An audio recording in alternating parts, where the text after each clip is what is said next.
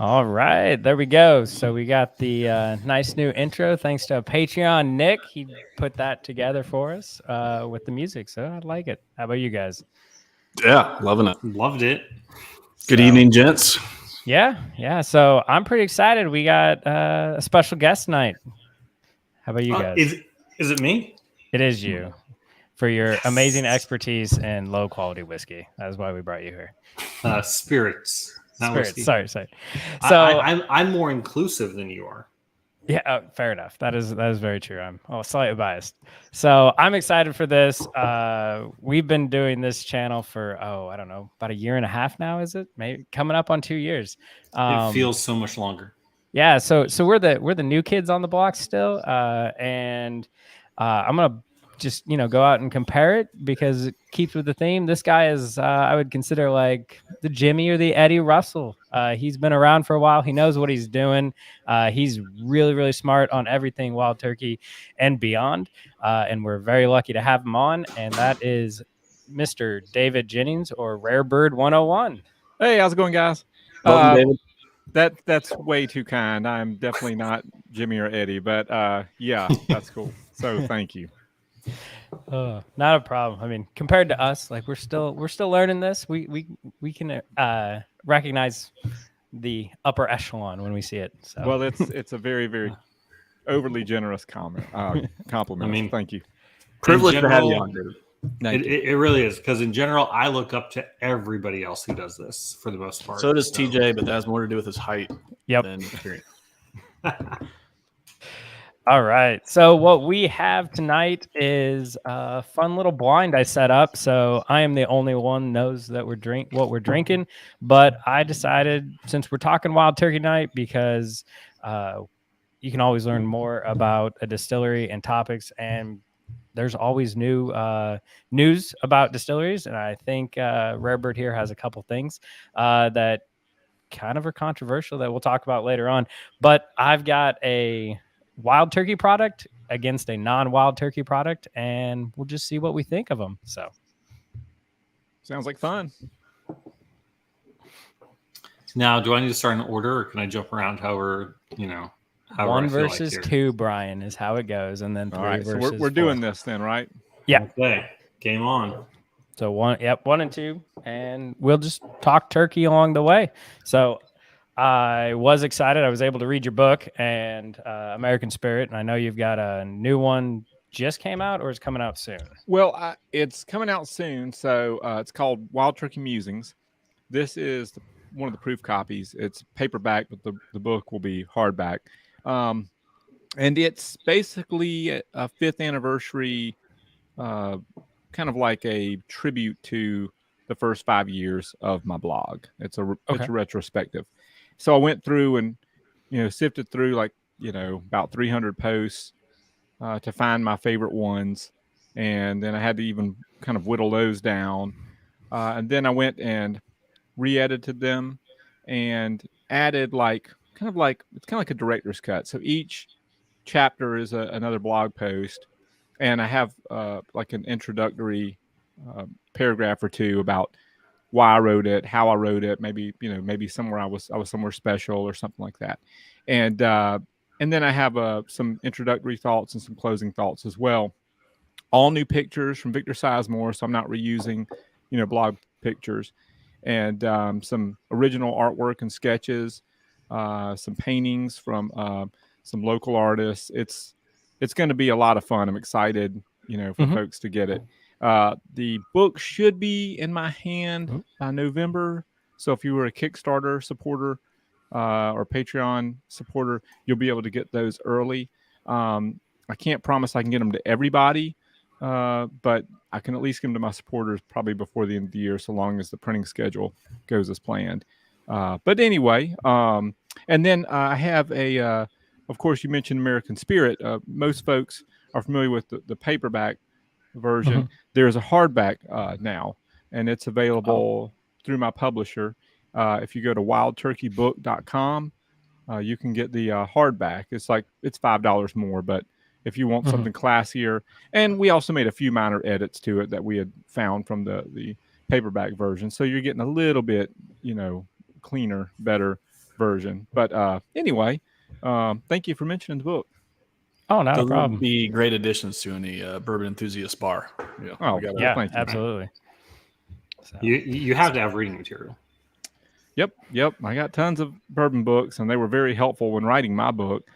To have those resources there, and they're also helpful with blog posts or just general, trying to figure out how things were. Especially, I love a lot of Chuck Cowdery stuff because he's got a lot of insight from back before bourbon blew up.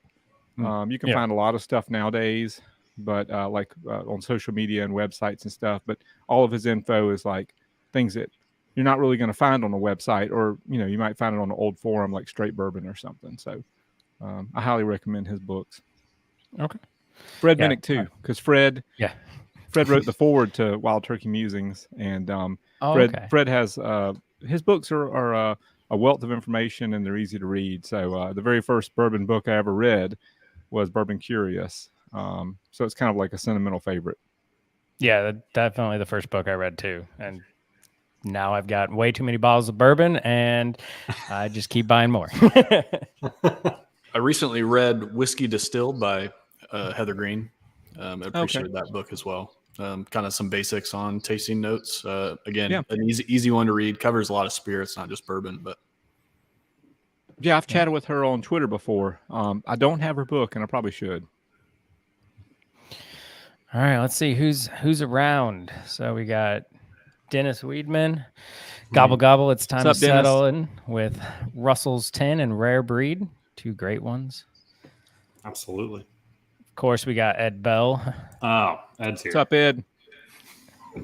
Yeah, Prescription stopped by. Had him on the channel not too long ago. Make sure you go subscribe to his. Yeah. Got to give Ed a little bit of a shout out, credit for this. I think this was his suggestion to reach out to David to do this live stream. So the coolest thing is, so Ed, he's been a long time patron of mine, and one of the coolest things that I found out, as just over the months, like we've known for a while now, but I guess it was a year or two ago, we figured out that we were in college marching band together. And like the second he said it, I was just like, what? Oh, dude, like I totally remember. Yeah. So we're talking like 94, 95. But I played trumpet, and I believe he was sousaphone, and it was a lot of fun. He left out that gushy detail there. Yeah, it was pretty cool. We were able to kind of exchange some stories there. We still do every once in a while. Like, hey, look what I found on YouTube, So yeah. Let's see. We got Mash and Drum in the house. What's up, Jason? Phil big time with Jason here. Yeah. And then Paul P says, David, you mentioned last week you were working on some blends. Can you share what you're working on? Oh boy, I'm always messing with blends. Wonder what that was. Well, I mean, I know I've played around with a lot of stuff. There was a Patreon post I did. God, I can't think of it, where I was messing with some blends, and I can't think of what it is off the top of my head. But I mean, it's not like a rare thing. Like, if I'm sipping multiple whiskeys, I pretty much always try to like see what works together. I think it was my Knob Creek Rye pick and Russell's 10, 50-50, if I remember correctly.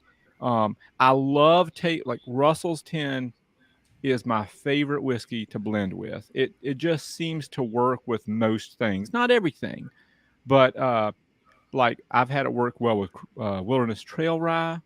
I've had it work well with Rendezvous Rye, High West. Now the older one. I haven't tried the newest stuff that they've. I'm talking about the older one with the Barton stuff in it. But pretty much anything I've tried Russell's 10 in is at least drinkable. Sometimes it can be really stellar. Oh, a big one, Knob Creek 12 and Russell's 10 is killer. Those two together, 50-50, they just really gel. So if you like home blends, I don't try to go out there and like, I'm not trying to be a blender, but it's fun. It's fun because, it's nice to take two whiskeys and turn them into a new whiskey, Yeah. So most of the time you'll strike out. I strike out all the time. There's nothing to get ashamed of. You try it, it don't work. You dump it down the sink. Oh, well, but every once in a while you'll hit something cool.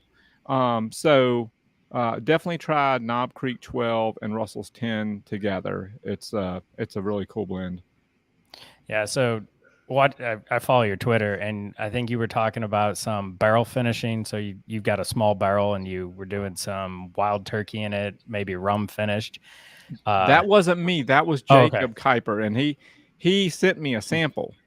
Okay. And I was like, "Holy cow, this is awesome!" It was what he did was it held something else too before the rum, but I cannot think of what it was. But it basically took Pusser's rum, and which is a great rum. Don't think it's not, because it does look cheap. It looks like it's not a good rum. It's a really good rum. It's not dosed, and it's great.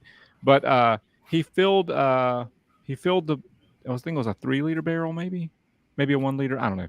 And he filled it with Pusser's rum, and then he let that sit for 3 months or whatever, and then dumped I think 101 in it, and it was, maybe it might have been Rare Breed. I think it was 101. Anyway, he sent me a sample. I wrote it up on Patreon. It was killer. I loved it. Yeah, so Chuck and I are in a competition right now, and after this, we're doing a blending competition. So I'll keep these notes in mind. Yeah.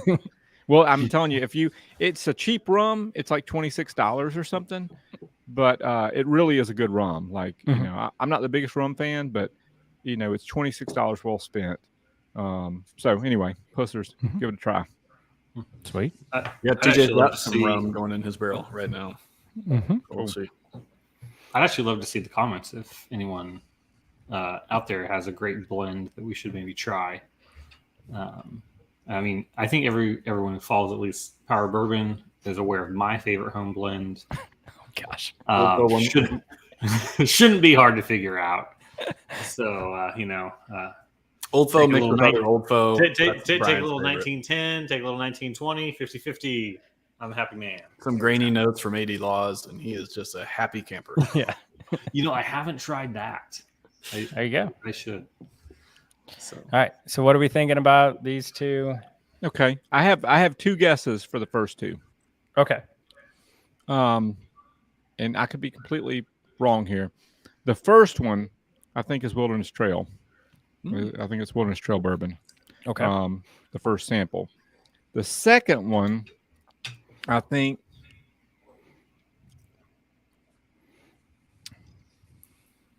that's tough. Maybe Master's Keep 1, just a guess. It's got some woodiness to it. The third and fourth, I don't have any guesses for you yet. Well, I haven't got to 3 and 4. I was just doing 1 and 2. Yep. I know what 1 is. I was going to say, Jack, you should know instantly what number 1 is. Number 2, I'm digging number 2. Very, like a nice honey sweet on the nose. Get a little bit of that oak character in the palate. To me, I get a butterscotch that continues in the palate, and then it finishes with a little bit of spice. They're both delightful. There's a reason both these bottles are almost gone. And just so folks know, I was told that of the 4, 2 are turkeys and 2 are not. So, yes. Don't think that I'm like, if I'm way off or if I'm right, it's not like, there's some magic powers or whatever. There is some whittling down here. Magic powers. Now I don't know if this is fair or not, TJ, Master of Rules. I'm under the assumption, because you kind of said do 1 and 2 first, I think. Yes, so right? 1 and 2, one is a turkey, one is not, and then 3 and 4, one is a turkey and one is not. I wanted to double check on that we knew both with 1 and 2, one is and one is not. And for me, I was actually enjoying the nose on number 1 more, but I think the palate and finish on number 2 are definitely superior. One has a lot of char. That's what I was. Yeah, tonight the char is kind of overpowering for me, which that's historically hasn't been, because I know what this is. But love the nose. It's like a toffee buttercream on that nose. A lot of char on that first one. The second one, like I said, I'm guessing it's turkey, and if it is a turkey, it reminds me of Master's Keep 1. I'm gonna go Russell's Reserve single barrel pick. Perhaps out of Bourbon Pursuit, called the Cobra Kai. This might be some local knowledge coming to my. It is unfair that you know what I have in my bourbon collection. Yeah, that feels. It's my special powers. Come on, guys. Yeah. It's good, whatever it is. Yeah.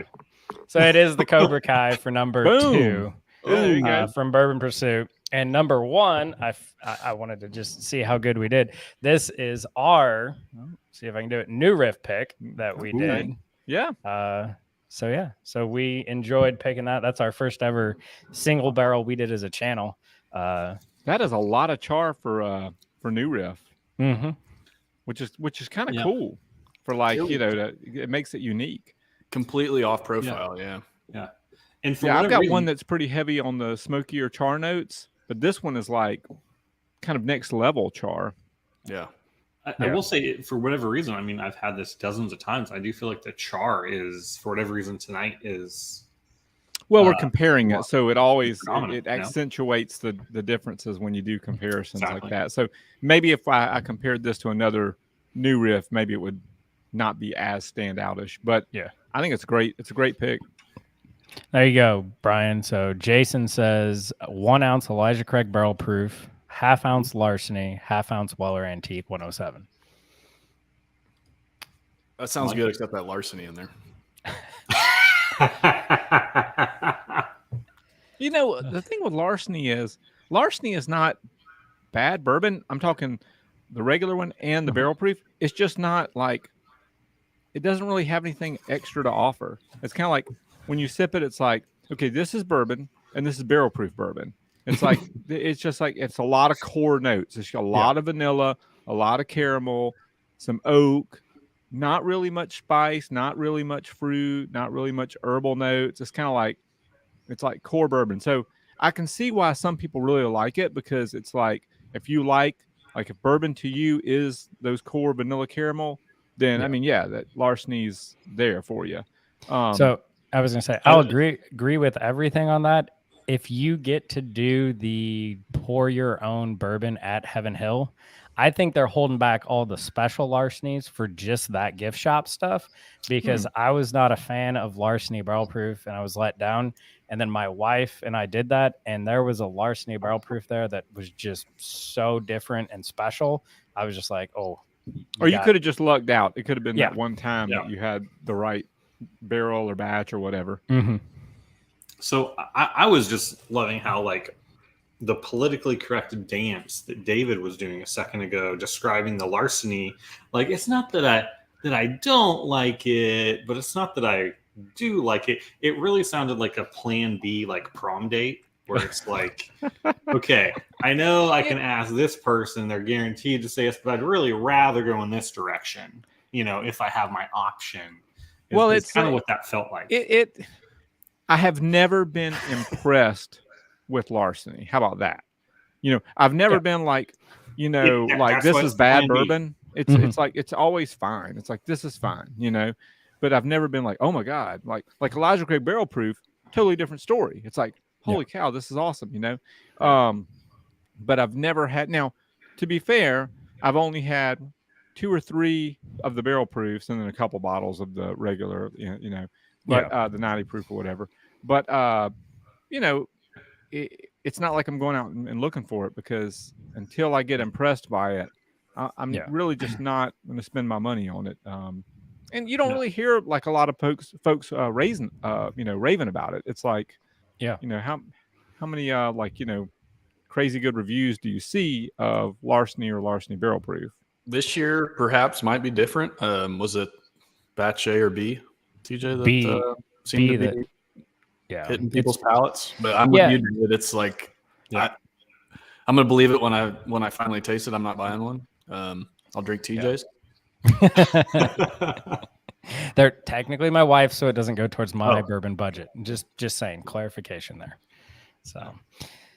So since Larceny's kind of one of those entry ones into, I'd say, Heaven Hill, what is your recommendation for somebody who wants to get into wild turkey? Oh, wow. Okay. Well, it depends on what direction you're coming from. So if you're just totally new to bourbon,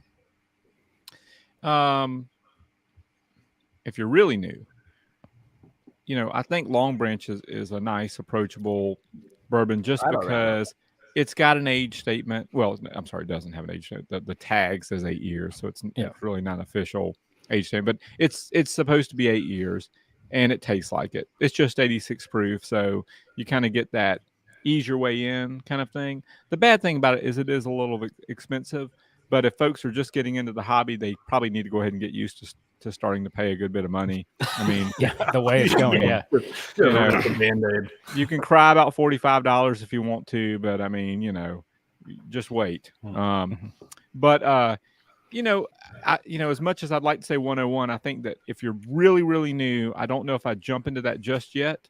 I think Long Branch is a good way to kind of ease in. Russell's 10 is a good one. It's a personal favorite. It's my favorite daily sipping wild turkey that there is.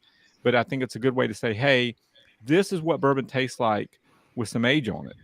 And you can find it. It's like $35, $40 in some markets. You get that age statement, like I said, and it's 90 proof. It's not going to like, blow somebody's palate away, or like, it's not going to be too much for a newbie. Yeah. If you've been in the bourbon market for a while and like, you've tasted around, definitely get 101. It's easy. I mean, you can buy a mini, you can buy a 200 milliliter bottle. You don't have to commit a lot of money to try 101. Yeah, that's very true. Just buy whatever fits your budget, and give that a try. And if you like that, then go with Rare Breed, because it's basically this, like kind of like 101 on steroids. If you're comfortable with both of those and you've got a good handle on what the wild turkey profile is like in general, the core profile, then you can start branching out into single barrels like Kentucky Spirit and Russell's Reserve. I think that's, the approach I'd give. If you've been in bourbon a long time and you haven't tried wild turkey, why? Yeah. But if you are, then just go with the Rare Breed and Russell's picks and chasing the horsey too long. Yeah. Well, I was going to say, I feel like Wild Turkey 101 is just as big of a pivotal moment in your bourbon journey as all the Buffalo Trace stuff is, because for some reason, whenever people get into it, the first thing you do is you follow the hype train and go after all the Buffalo Trace stuff. But I feel like Wild Turkey is that first bottle that you have that is the $35 bourbon, and you're like, oh, this can't be that good. And you try it, and it's really good. And suddenly it's kind of like a gateway to be like, okay, it's okay to try other stuff and not just chase the hype. Right. Yeah, kind of speaking into that, TJ. Like, it seems like Wild Turkey's kind of avoided. They stayed maybe true to themselves. They've avoided some of the bourbon hype and the trends. What's your take on that? And then also maybe what's one trend that you wish Wild Turkey would maybe explore? Whether it's they had a toasted, but should they add that to a lineup? Is it a finishing series? Go down that list, I guess. Okay, so I think Wild Turkey's avoided it just out of just being themselves.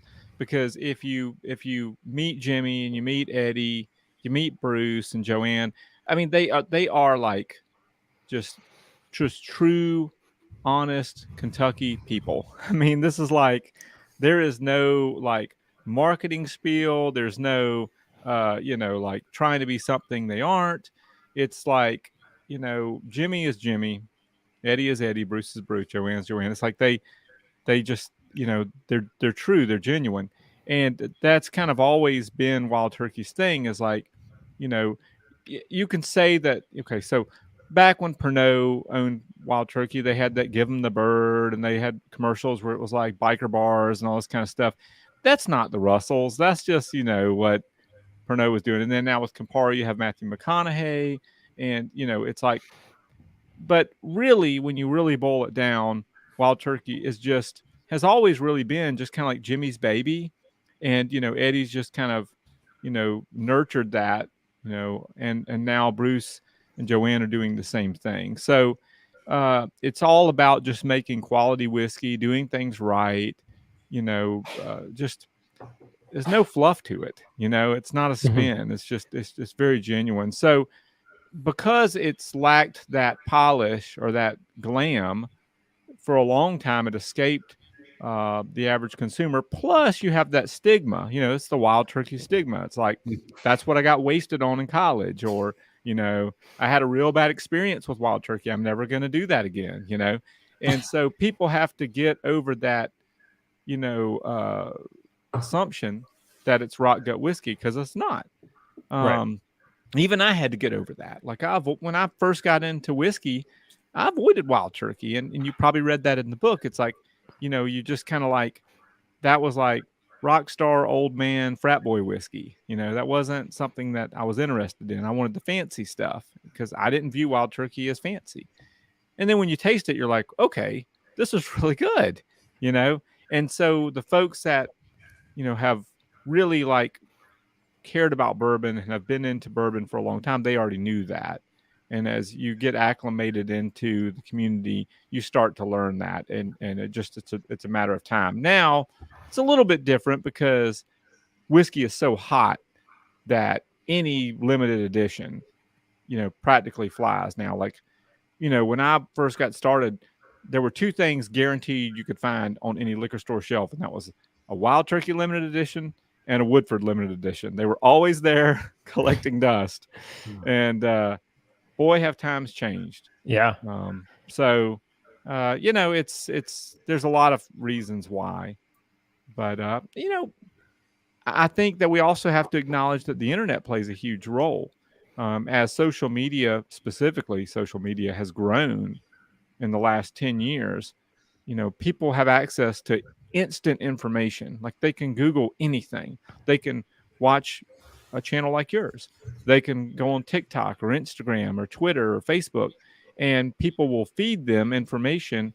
And a lot of people take that information and do something with it, like go buy bottles, So if they see, Russell's picks are awesome, they go buy Russell's picks. There was a time when Russell's Reserve single barrel selections set, nobody bought them, So you don't see that anymore. Now when a Russell's pick hits a store, it's like, good luck, good luck getting one.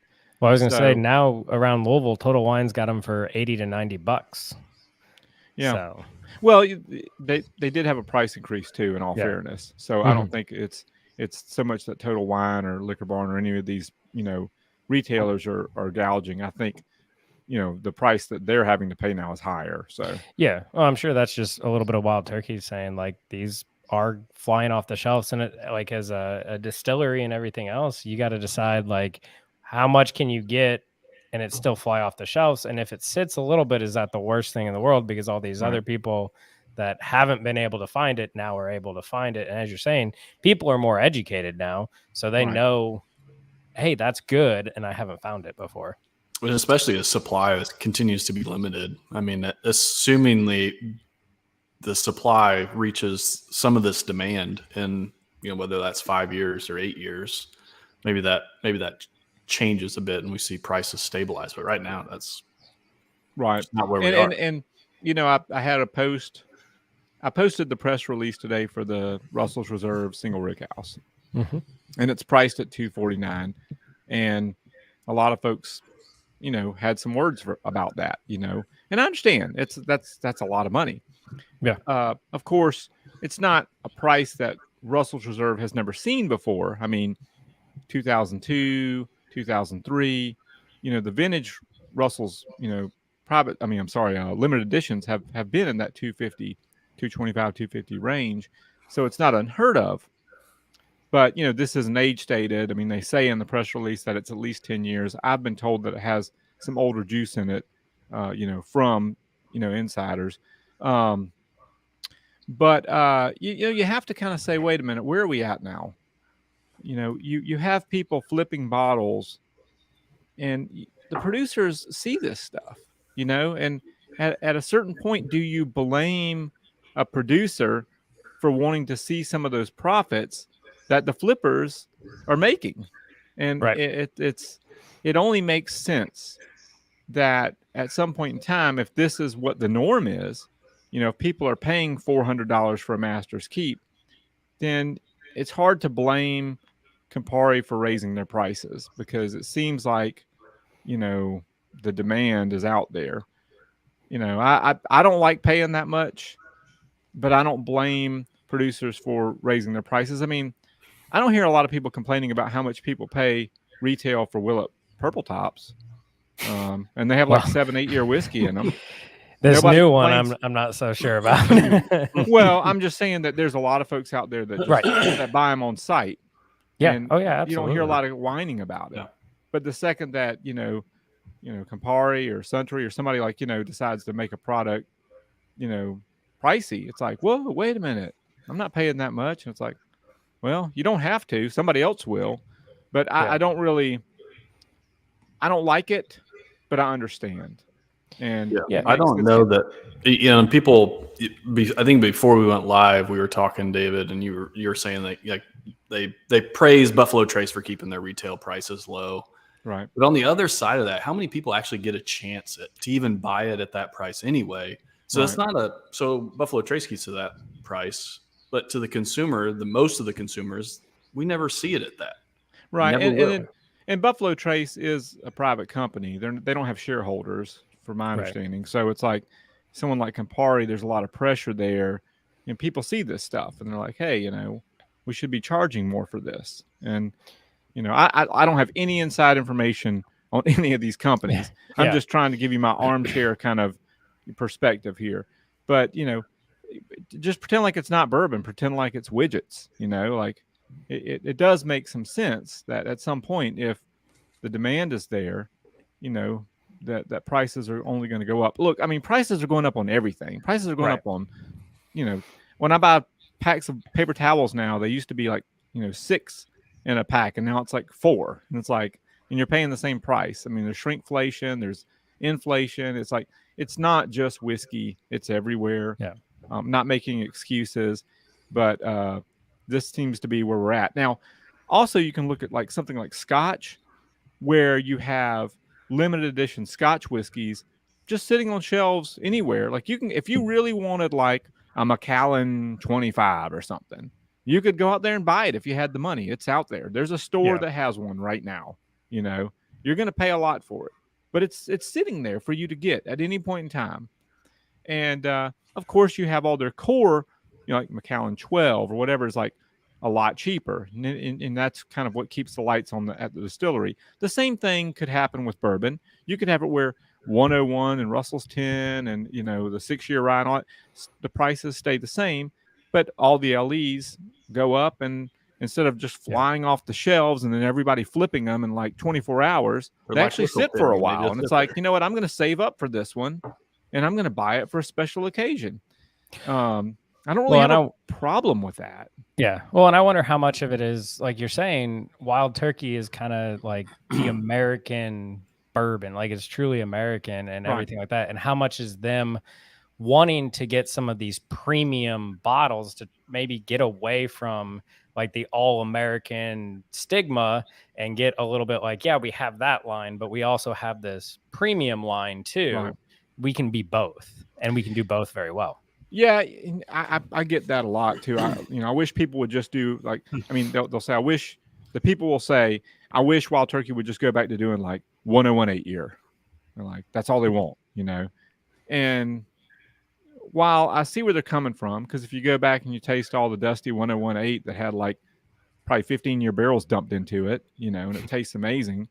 I get it. But at the same time, Wild Turkey didn't really do well financially in those years. Struggling distillery so I would rather it be around and be successful. At the same time, you also have people that want new expressions. They want limited editions. They want cool things. They want 17-year age statements and sherry finishes and like and all that stuff costs money. It's like you can't just like go to Spain and hand pick a bunch of casks at a bodega and like fly them back over or ship them back over on a boat, and like do all and like not charge extra. Sorry, it doesn't work that way, Mm-hmm. So, the model I think that would work for bourbon long term, like it or not, is more like Scotch. Price it accordingly. Have your core affordable, so that the bars and restaurants and consumers can buy what they need to make their cocktails and their, rocks pours or neat pours or whatever. And then when you have something special, price it, with a special price, but it's just for too long, the flippers have dominated this market. They've had huge margins at their fingertips, and maybe it's time to start tightening that up. Yeah, I mean, I think that's fair. Unfortunately, it's going to leave some people behind, but I think that's where the community rallies, I feel like, because we've always talked about the best part about bourbon is sharing it with your friends. So maybe you get together with a group of guys and or gals and you put your money together and you get this limited edition and then you share it and everything like that. That's a great example. And wouldn't it be nice because it would just be on the shelf? Like you wouldn't have to like scour Facebook for it. Like, hey, I know where there's, a Wild Turkey 23 year. It's down the street, and it's $800. But hey, let's all pitch in and we can have a hell of a night and smoke cigars and drink killer whiskey, Yeah. That would be awesome, Mm-hmm. But right now it's like you don't even ever see the limited editions anymore. They're like gone.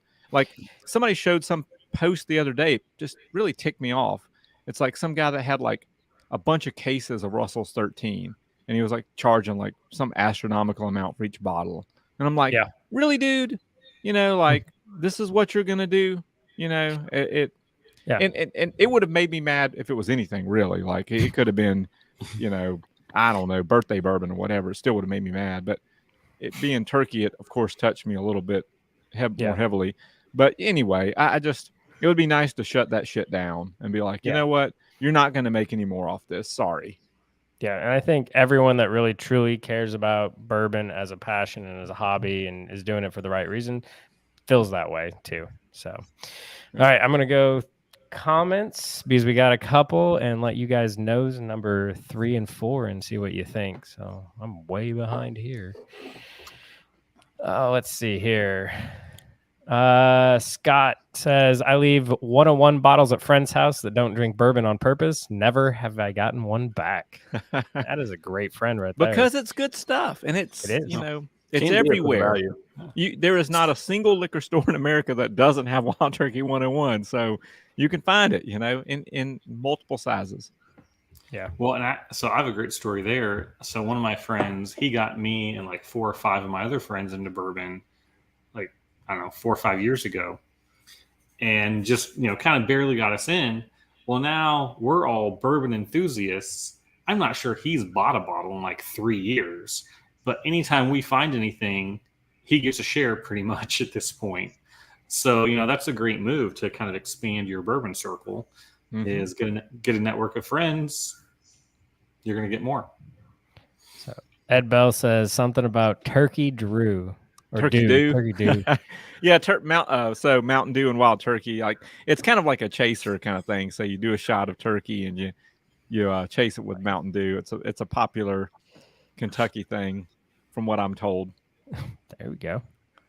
But he may also be talking about the rare mountain turkey, which that's a different thing. That was where a member of my community took I think it was like a 3-liter barrel, and he filled it with the throwback Mountain Dew, the one that doesn't have the high fructose corn syrup. It's the sugar-based one.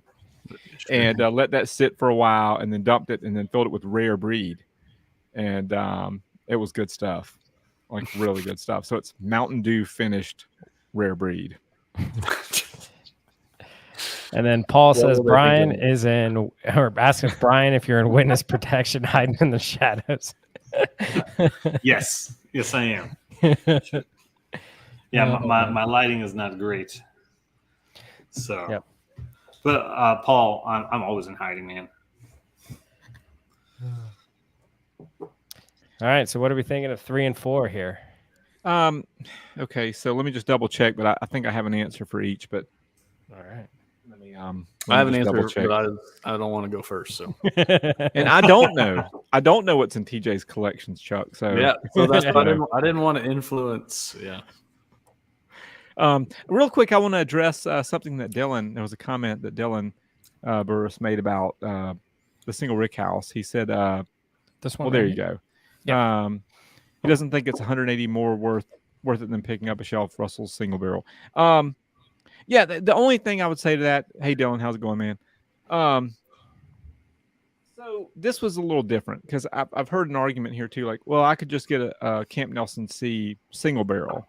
Why am I, why would I want to get the single rick house? Well, first of all, I haven't seen any recent Camp Nelson C Russell's picks. I've seen a lot of Camp Nelson C Kentucky Spirits. Those are chill filtered and 101 proof. But you're looking at something that's barrel proof, non-chill filtered, and it's a batch of the second and third floor, I believe, or is it third and fourth? Gosh, I don't have it in front of me. Forgive me, y'all. But it's a batch of 2 floors, and the idea is to kind of get the essence of the rick house. So if you do a single barrel, you're kind of like, is that really the profile? It might give you an idea of the profile of that, rick house, but is that the true profile of that rick house, or is that just that single barrel? Because we all know that you can have barrels from one rick house, even on the same floor in the same age, that vary greatly. So by batching 72 barrels, you end up with something that should be, for all general purposes, the core profile of that aging location. And it's, from what the press release says, of course, minimum 10 years, but I've been told there's some older juice in there. So what does that mean? 12, 13, 14 years? I don't know. But if it's a lower floor, it probably is pretty well aged. So, I've tasted it. It's awesome. Is it $250 awesome? No. It's great. Don't get me wrong. And I'm not trying to talk bad about it. I think Eddie did an amazing job with it. But it's on par with Russell's 13. So Russell's 13 is $100, give or take 125 in some places. I'm not talking secondary stuff. I'm just talking about what you should pay for it. And to me, it was that level of awesome. Now, if you are a Camp Nelson C nut, like you've got some Wild Turkey Kentucky Spirits and Camp Nelson C is that is your jam, whatever, you are going to freaking love this single rick house, because it is like that times 1,000. It's like super concentrated. Camp Nelson C, just, it's rocking, and probably the longest finish on any Wild Turkey product I've ever had. It has a very long and complex finish. There's probably some comparable, but it's up there. It's got to be one of the longest. Anyway, they kind of had me the same way Maker's Mark had me with their DNA series, which I love any way you can scientifically as close to as we can, because we're not actually the distillers and in the rick houses, see the differences. So the Maker's Mark with the different entry proofs, and then this with the different rick houses. I think that's so cool because it's all the same mash bill. It's just, how does this rick house change everything, which is one of the reasons single barrels are so cool. But like you said, you're getting the true flavor profile of the rick house, and if you're lucky enough to get multiples of these for each of the different rick houses as they go on, that would just be really cool blind to sit down with some friends that really love turkey in the end. I mentioned because I was able to get a sample and I wrote it up on my blog. I don't know if y'all saw that. But I'm hoping that down the road they release some type of comparison set where maybe they keep some of the liquid back and do a set where remember how Jefferson's had that wood series or something? It was a bunch of 200 milliliters or whatever. It'd be cool if they did something like that where it was maybe not 750s, but maybe 100 milliliters or 200 milliliter bottles where it was you could pay a reasonable price and have a go at all of them. I would love something like that. Even 50 milliliters would be cool. Definitely. But will they do that? Probably not. But I would like for it to happen. Yeah, that would be really cool. All right, let's see here. There was a question from, I think it was Dylan. No, that was the one you just answered. Oh, here we go, from David. What is generally considered to be the rick house of choice for Russell's private barrel selection? Is there one that stands above the others? I'm sure you've gotten this question a ton. Well, Ed answered it already. Depends on the year. Each year, different rick houses are in season, and each year they kind of have their own thing going. So like a 2020 G, to me, doesn't hold a candle to a 2016 G. It's like they're just totally different. Like a 2016 G is some of the best, wild turkey single barrels out there. Same thing with like B. So like a 2017 B is really up there for me. And then like a 2020 B, 2021 B, depends, but not really in the same ballpark.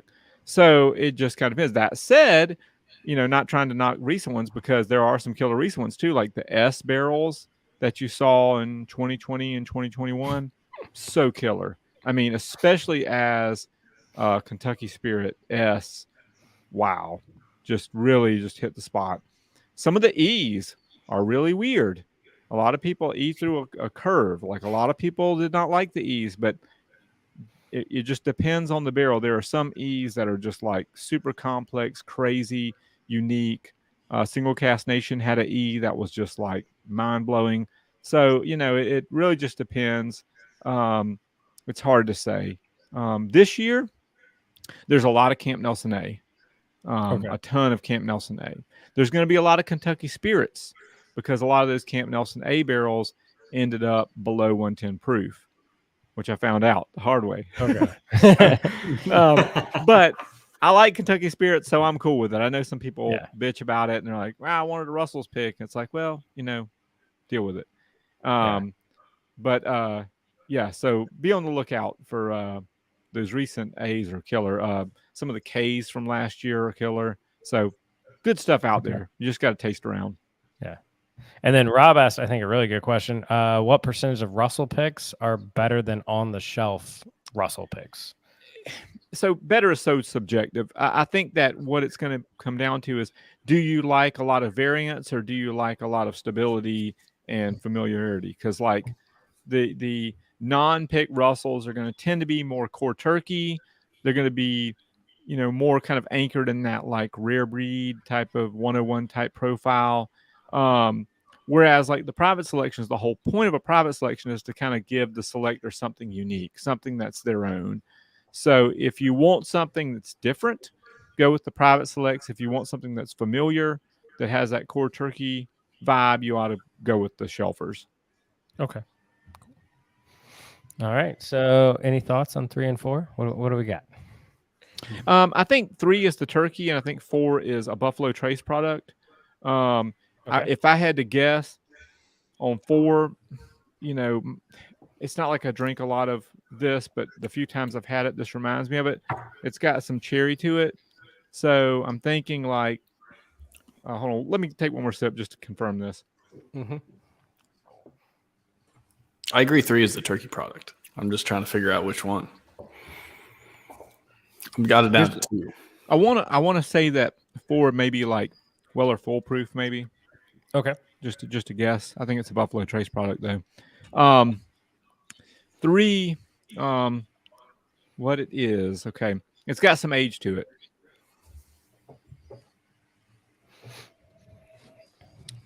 It's a delightfully just light and sweet, caramely. I think it's maybe I get some nutty toffee there. Maybe like a 9-year Russell's pick, maybe. I'm gonna have to give my palate a rest to kind of go back to that though. I'm sipping 101, like that was like my warm up pour, and it tastes so much younger than this one, for some reason. So, maybe I'm selling myself short by saying it's a 9-year Russell's pick, and it could be something with a lot more age, but I'm gonna guess this is the non-chill filtered rare breed. And then number 4 is an Old Forester barrel strength. Ooh, good ideas. I'm getting an Old Forester character on that number 4. If number 4 is an Old Forester single barrel, I want to pick one of those, because number 4 is really good. I ain't gonna lie. If it's definitely old. I think it's Old Forester. I get that smoke. Yeah, it's hard to say that. It's probably a characteristic to you, David, is that wild turkey funk, but it's like that Old Forester thing that Brian probably loves, but I'll say, I mean, the finish on number 4 is beautiful. There you go. That's why Brian likes it. The 3 is good. I mean, see, for me, I almost feel like more so than the nose, the palate on 4 is a little bit old faux-ish. I could go with that, and honestly, I had no guess on 4. 3, I was trying to remember. It's been a while since I've had one, but for some reason, but I don't know if you have a Kentucky Spirit on your shelf or not, TJ. Yes, I do. I was maybe thinking 3 was that, but I wasn't completely sure. Well, technically, and of course, I know there's a lot of variants there. I know there's a lot of variants there, but I can't go rare breed like Chuck, so. And of course, it's different, but that's 3 is just awesome. I just don't. I'm having a hard time picking out exactly what it is. I'm digging 3. Yeah, 3's great. 4's great too. They're both good, but very, very different. Yeah, to me, 3 has a little bit more complexity. 4 is just like has this really nice kind of cherry quality to it. It's caramel type of cherry kind of things. It's nice. That's tough. God, it's definitely got some age to it. Like I'm sitting there thinking, okay, it's not like Masters Keep Bottled and Bond or something like that with that like cedar leather kind of thing, but it's incredibly well balanced. Mm-hmm. But maybe I'm fooling myself. Like everything works together so well. Yeah, that's. Yeah, I mean, my gut says it's like a well-aged Russell's pick, but I'm probably gonna get like totally just slammed on this one, and I'm gonna go with a Buffalo Trace, probably like Weller Foolproof, or it doesn't come across like Stag to me, so I'll stick with that. Well-aged Russell's pick and Weller Foolproof for 4. Well, you were close. So this is a throwback. So we did a blind off, and I chose this as my favorite bourbon overall. So I had to throw them in there. And so you were right on Turkey and Buffalo Trace. So it was not Old Faux Chuck. So number 3, as Chuck appropriately guessed here, is the Wild Turkey Rare Breed Non-Chill Filtered. So Chuck does travel. I have a lot more respect for that one now. Wow. Yeah. So he travels internationally. So he bought me one of those, which was wonderful. And then I put it up against Stag Junior. Oh, yep. Wow. How about that? Batch 15. It did not come across hot. Like normally the Stags are a little bit hotter to me. Yeah, that one's 131.1 proof. Yeah, it's a higher proof, but it has that Buffalo Trace cherry, and it did not like. To me, I was thinking 115-ish, so I was like, okay, it's got to be Weller Foolproof at 114 or whatever. So, okay, cool. So what's the proof on that Stag? 131.1.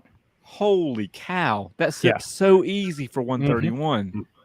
Yeah. Like there's no way I would have like guessed more than 120. That's crazy. Yeah. So we did. Go ahead, Brian. If Evan is watching this now, Evan is one of my supporters. Mm-hmm. He's like the Stag Junior guy. He's like he is loving this right now. But like, anyway, it's I'll admit it's great. Yeah. No, I was just gonna say I feel like the proof on that you almost feel more here than actually in the finish. So yeah, it's an easy for 130 something proof. That is super easy to drink, like dangerously easy. Oh yeah. But I like doing things like this because it shows how well the rare breed holds up against it, and you can find. And now, fair, this is the non-chill filtered version, but I think the other rare breed is just as good, and you can find that on the shelf for the most part. So definitely, and even the travel retail one is not like impossible to get your hands on. It's not. I mean, you just Must Have Malts has a lot. You have friends that can travel or whatever. You know, it's out there and it's not expensive. It really isn't. And you get a liter. So, yeah. Chuck, how do you feel about it? Is it easy to get? It was available in a lot of locations, but trying to find a duty free that would sell it to me was difficult. I tried to buy it 3 or 4 times. They're like, "No, sir, sorry, we can't deliver to your plane." Really? Yeah. Well, Like, "Oh, we're only the sad delivering to thing, these I mean, planes it's today." out there. I guess I should say it's out there. Like had it's it in sitting my on hand shelves 3 times. somewhere. Yeah, he'd get it in his hand. He'd text me. And it's like, I'm gonna get it. I'm like, sweet. And then he'd send me a text a couple minutes later. They said no. I'm like, what? Like, why do they have it? What's the point? Yeah. Well, I mean, that the travel retail market has always been about luxury. It's having something that no one else can get, unless they're like this exclusive traveler type of thing. So, like there's all these Johnny Walker expressions that like you can only get travel retail. It's not just turkey. It's like Jim Beam. A lot of these folks do this stuff. So it's, it's a lot of fluff, but it is what it is. But in this case, like I said, I mean, I have a bottle of this, and like I've always kind of treated it like rare breed, like just regular rare breed. And I've done side by side tastings before, and I've had regular rare breed come out on top. But tonight, I have a lot more respect for it, especially up against a stag, batch that's significantly higher in proof. And it did not come across that way. So it was able to kind of hold it. Of course, I guess this was 110 proof instead of 116.8. Yeah. But then that's probably because I'm sipping it against something that's 130 something proof that did not sip that way. So very, very impressed with the stag just simply for being able to kind of like be that palatable at that high of a proof. All right. So we're nearing in here on the hour.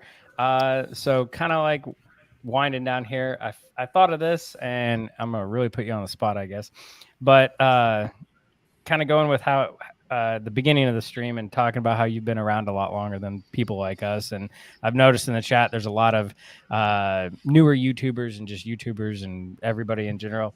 But what do you think is the most important thing we can do as far as a community to benefit wild turkey? Well,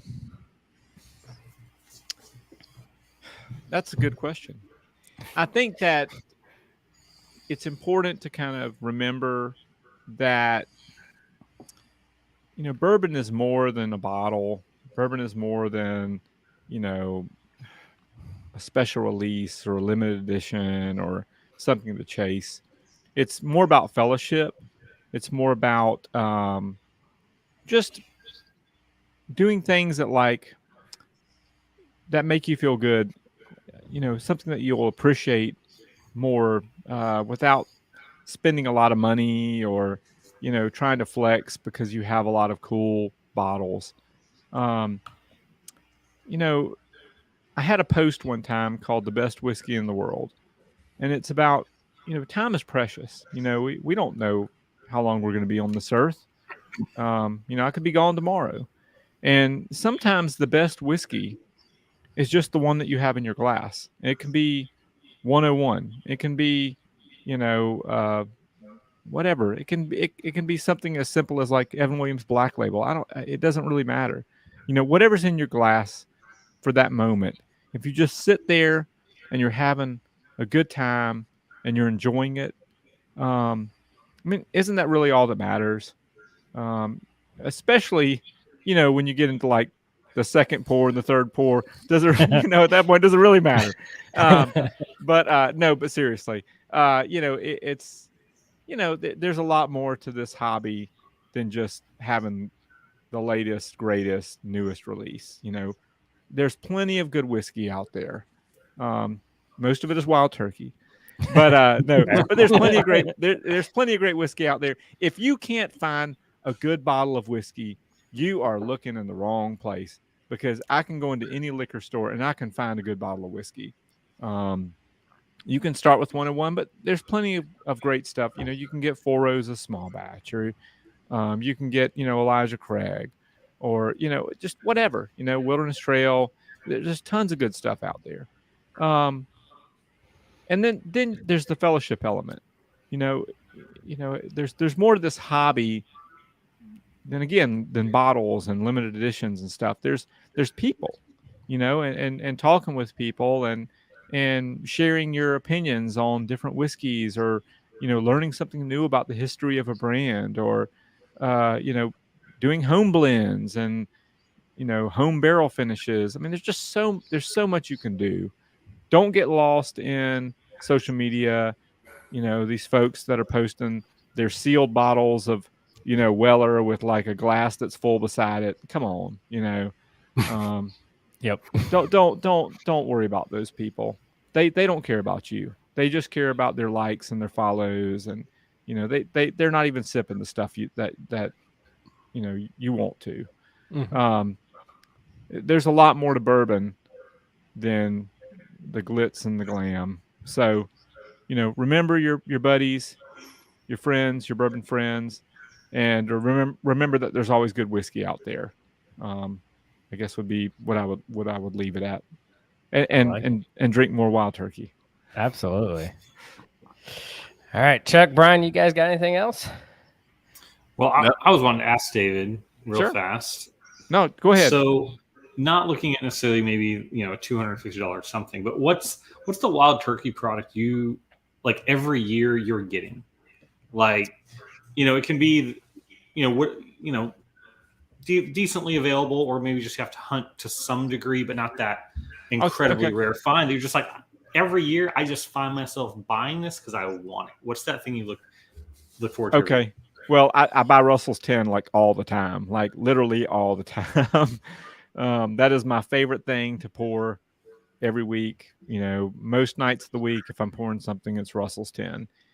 And I probably shouldn't say this because there's a lot of folks in the know that are like, hush, but like pretty much anything pre 2020, any Russell's 10 pre 2022 is what you want to be going for, because the profile changes a little bit when you hit 2022, and there's not as much older whiskey going into it. So, I pretty much look for 21 and back Russell's 10, and it's the profile that I love the most. But Brian, I buy every Wild Turkey product. I mean, I have to. Like, it's like my thing. Yeah. So the one thing I do want to mention this. A lot of people are getting hung up on the Russell's 13 batches, laser codes, I should say. And like, which one's the best? It's like, look, let's just, if you have a Russell's 13, be happy.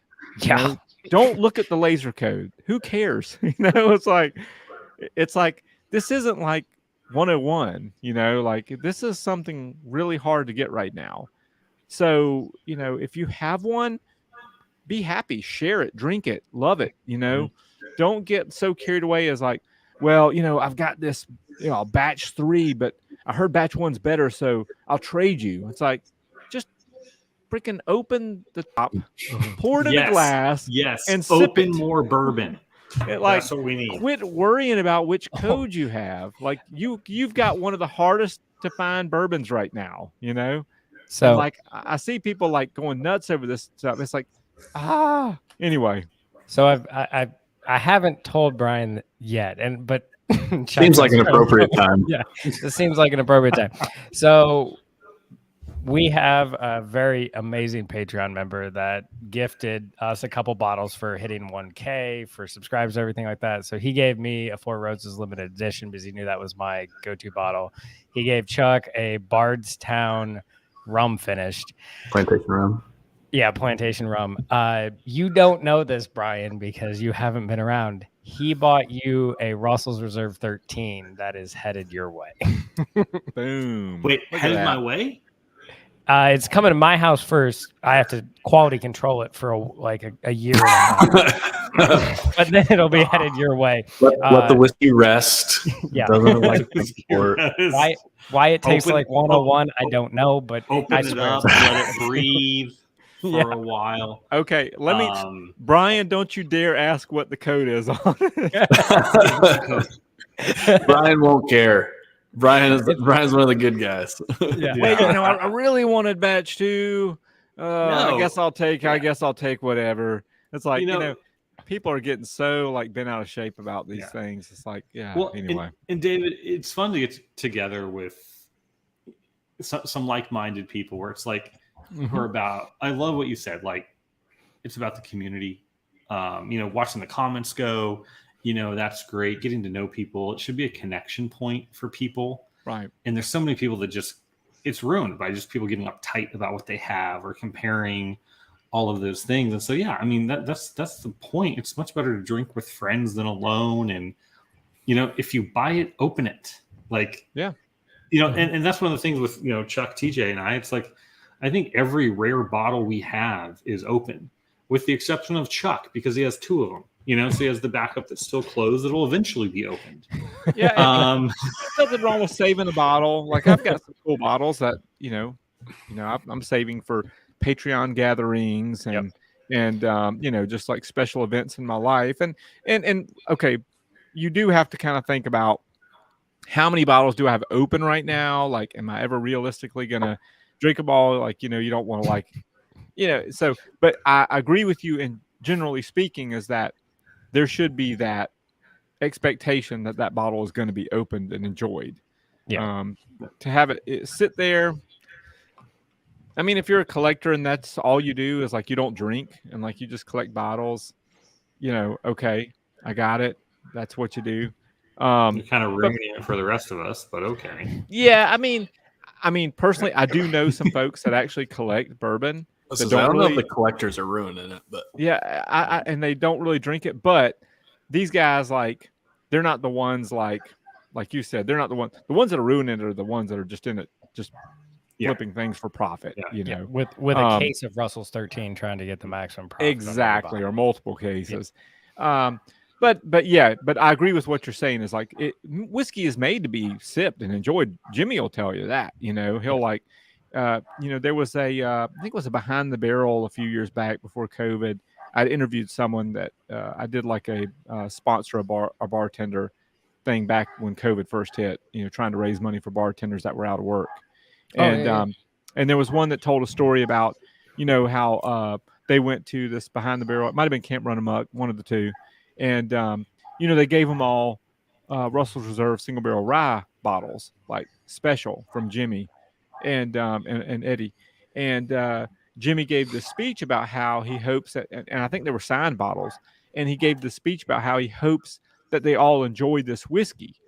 And most of the people there were so moved by his speech that they opened their bottles like right there and started pouring them like on the spot, because it was like, it meant more to the Russells that you enjoyed the whiskey than you leaving it on a shelf or, trying to like flip it for money and stuff like that. So, you make a good point. Whiskey is for drinking. I mean, these people put the time in to make a product that's supposed to be consumed. And so ultimately that should be the goal. And it's really what makes this hobby tick. If we all just collected bottles and didn't sip them, we wouldn't have a whole lot to talk about. Like, look at this one. Cool. Yeah. It's got a really cool sticker. So it must be that good. looks awesome. Yeah. When Masters Keep 1 came out, they did, because the gift shop was still open, they did a go there. You got to try a couple of the previous Master Keeps and the new one. And then Jimmy showed up and signed them. And I remember my wife and I went, and so we got one. We could have got 2, but we just got one and opened it that night, of course. But I was getting it signed, and there was a guy behind me who was like, yeah, I'm getting it signed because it'll be worth more on the secondary. And I'm just like, seriously? Like, come totally on. Missing the point. Yeah. And that's just not what it's about, Yeah. And so, this is why, again, why prices are going up, You have, of course, the factor of, we're in a state of inflation. And then as far as whiskey is concerned, there's a lot of demand. But at the same time, you also have flippers making a ton of money. And it's like the producers are like, wait a minute, that's not right. So, So, all right. Well, for all our people out there watching, where can they find you, just so they know? Well, my blog is Rarebird 101. Excuse me. Got that new riff in me. Rarebird101.com is my blog. Plenty of wild turkey reviews and history and articles, press releases, news, that type of thing. If you're interested in my books, you can go to wildturkeybook.com, and there's different options for ebooks and buying paperbacks, hardbacks. I'm also on Instagram at Rarebird101, Twitter at rbird101, and Patreon at patreon.com/Rarebird101. And thank you. I really appreciate being on tonight. It was awesome.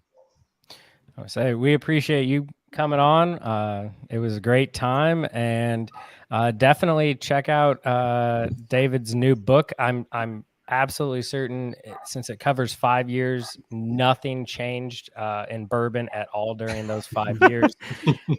Original tweets and the final tweets, I'm sure, are pretty much in line with each other. You know, it's funny. I was flipping through it again the other night, and you know, it really strikes me at how different the tone shifts, because I start off the book trying to convince people that Wild Turkey is a good whiskey to drink, you know, and by the end of the book, I'm like, calm the hell down, people. So it's funny to like go from like, you know, trust me, it's good, just try it, you know, to like, you know, what the hell are y'all doing, you know? So, you know, it's interesting. I think people are going to have a good time with it. Sweet. I look forward to picking it up. It'll be a lot of fun. So thank you. That's awesome. All right. So with that, cheers, and we'll see you guys next time. Cheers. Stay neat. Power of bourbon.